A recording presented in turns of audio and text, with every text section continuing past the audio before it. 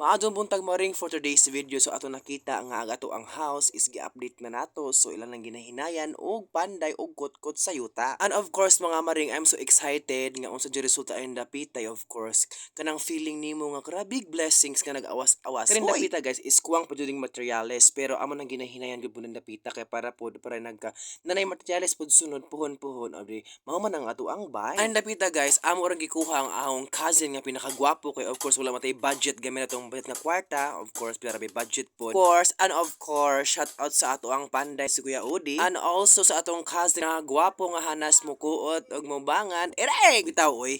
Ay dapita guys, patabangon to ko sa akong kuya anja ang feeling kay mo di mo ni ako carry oy kay bugat kayo anja wala koy kalam-alam nga ni guys ba.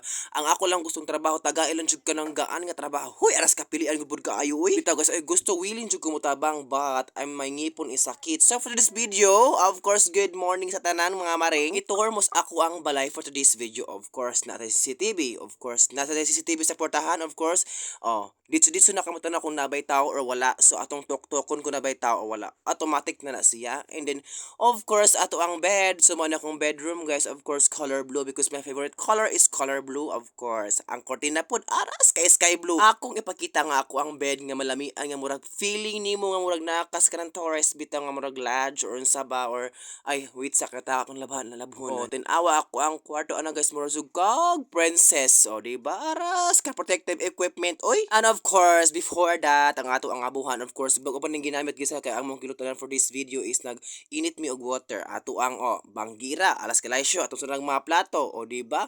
Nanda expensive ni kaayo for today's video. And of course ang ato butangan nag mga noog of course kung gusto mong magpahimo of course chat me and mention me. Huy alas ka isyo ilang mga butanganan.